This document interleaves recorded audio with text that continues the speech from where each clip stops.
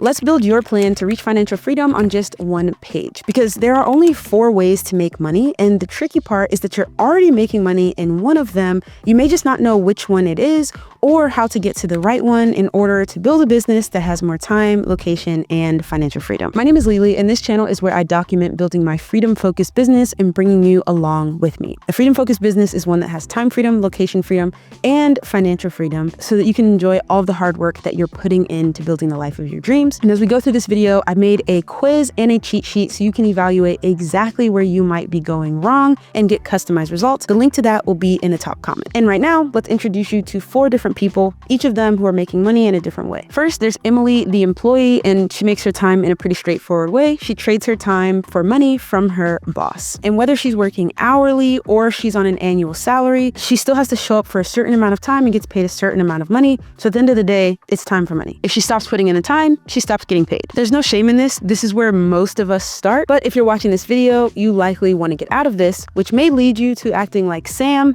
the self-employed man. Sam actually left his job as an employee to become his own boss. The problem is he's still trading time for money. It's just that it's a lot harder now because he is the only one in his business that he can rely on. When something goes wrong, he has to fix it. So he's working longer hours and he's actually taking home less money. And this is why being self-employed is so dangerous. And instead, we want to quickly get to the right side of the quadrant where we're no longer trading time for money, but we're creating value in order to get paid. And this is where we meet Bella, the business owner. At first glance, it might seem like Bella and Sam are doing very similar things, but the difference is instead of just trading time for money like Sam is doing, Bella is focused on building her business to be an asset that is not 100% reliant on her. You can think about it like Sam is being paid for the time he spends working. He might hustle to get a client that he has to spend 5 hours a week doing consulting for,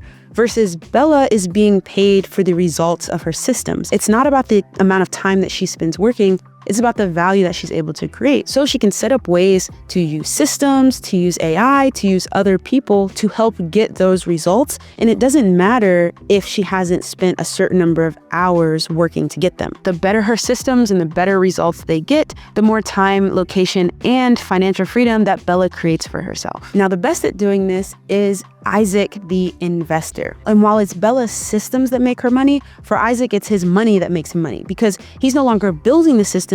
He's just using his money to invest in systems that are already making money. So he might be buying businesses that are already running and making them better, or he might be investing in things like real estate or the stock market. But in order to get the money needed in order to be an investor, first we have to build a business that makes money based on the systems that we create. So for any business that you create that you want to actually give you time, location, and financial freedom, it has to be on this right side of the cash flow quadrant, not on the left side where you'll be stuck trading time for money. Again, I've got a quiz that'll help give you personalized results about where you're at in your business. Just hit the link in the top comment, or you can subscribe to the channel and leave a comment that says quiz and I will send it right to you. So now that you're hopefully thinking like a business owner and thinking about the value created by the systems that you build, there are 3 simple systems that you want to think about. The first is how you get noticed. The second is how you get known. And the third is how you get paid. Moving potential clients and customers through these 3 stages is the number one focus of you making more money. At the top is getting noticed, and you can get noticed by your ideal client in one of 2 ways. You can attract them to you, or you can go out and approach them and bring them back. So for example, I got a cold email the other day about email deliverability, and my emails ending up in spam or in the promotions tab. And that was someone approaching me to get me to notice that they were an expert who could solve this problem. And if I was interested, I could go back with them in the form of scheduling a quick discovery call to hear about what they do. And that's a really effective way to do it. On the other hand, you can attract people to you. And that would be doing something like making content where people go on YouTube and they search for something and they find it because you've created something that solves their problem and attracts them in. So 2 ways to get noticed, but either way, you're getting noticed as someone who can help someone solve a problem. Let's use this example of the email deliverability guy that reached out to me because this scenario is what spurred me to make the first ever school exclusive video, which is a video where I get to just go deep and talk passionately about a business topic in a way that probably wouldn't perform that well on YouTube, but that is going to be really, really helpful to you guys on your journey. So in addition to doing Vlogmas and posting videos here on YouTube daily, I am also posting daily school exclusives. And the one about the math of making sales, which is what we're talking about right now with the email deliverability person, is already live. So you can hit the link in the top comment to head over to school, join for free, and check out those videos. So why did I make a video about this guy? If he did such a good job of approaching me and getting me to notice him and be interested in his service, what was the problem? Instead of moving me into his second system, which should have been getting to know him, he instead immediately jumped down to trying to get paid. And on the call, there was just immediately this salesy energy, like very, very salesy. And it's not that I thought he was gonna work for free or that I wasn't willing to pay for the service. I was actually very willing to pay for the service. Me being willing to pay for the service of helping to get my emails out of spam or out of the promotions tab doesn't mean that I was willing to pay him for the service. Not only did I not know him, which is less important. I mean, it's not like we're gonna hang out. He's just gonna fix my emails.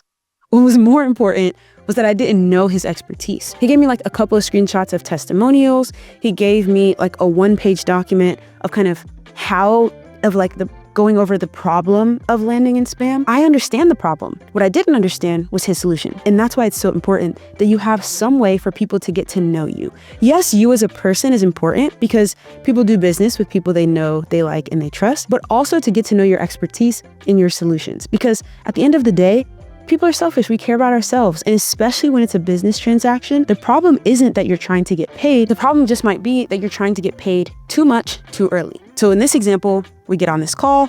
He asked me about so you're having problems with your emails? I said, yeah, it's important for our business that we're able to reach the people who sign up for our emails. And so how can you help me get them out of spam? Immediately, he just went into what a lot of salespeople do, which I think is the wrong approach, especially when you're talking to somebody who already knows the problem that they're dealing with and is looking for a solution. He went into digging the knife deeper and saying like, oh, well, wouldn't you make so much more money if your emails didn't land in spam? And I was like, yeah, I want my emails to go to my customers. And he's like, well, don't you think you should have somebody on your team who addresses emails? And I was like, yeah, well, I have a pretty small team, so I'm not necessarily looking to hire someone full time for emails, but tell me about what you do, right? And I tried to move the conversation towards getting to know him and getting to know his expertise. But it was clear that his sales process was just going to be talk about the pain, and then present me a solution. But again, it's not that I'm against the solution. It's not that I'm against paying for the solution. I just didn't know him well enough to trust his solution. And that's why you give people a chance to know you. And common misconception here, that doesn't have to be for free. I actually think you shouldn't work for free.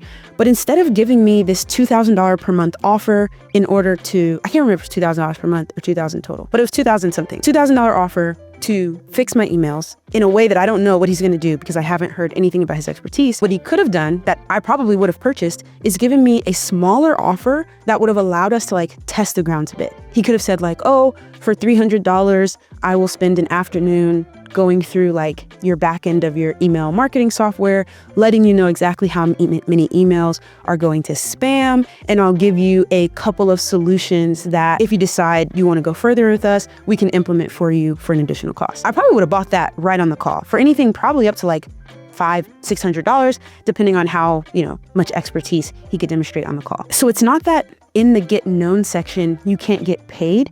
It's just that you're not trying to hit a home run to make a ton of money. You're just trying to prove yourself. And you can get paid while you do that, but you're just trying to take a step, make sure that prove that you can solve a small problem for someone and they get to know you a little bit more. Then you can go for that home run, which gets you to the get paid section. And this is where I do want you to take a big swing, because in the get paid section, this is where you've already built up trust. You've already shown your expertise. Now it's time for you to make sales that are going to significantly move you towards your financial freedom goals. And my rule of thumb here is that you need to be able to take home at least 50% of what that sale price is and set the rest aside for taxes and for operating expenses in your business. But at least 50% has to go into your pocket. So if you're just making sales at this point that are $500 each, don't think that $500 is going into your pocket. It's really $250 that is going into your pocket. And that's why you need to be selling for $1,500 plus, if not way more, so that you need fewer clients getting to this part in the funnel and that you are able to significantly get towards your financial freedom goals. I break down more in depth exactly where each of those dollars should be going inside of one of those school exclusive videos in the free community. So just use the link in the top comment. You can sign up for the community. It's totally free. Go to the classroom section, hit the school exclusives tab, and you'll see them all laid out there. And until next time, thanks for watching.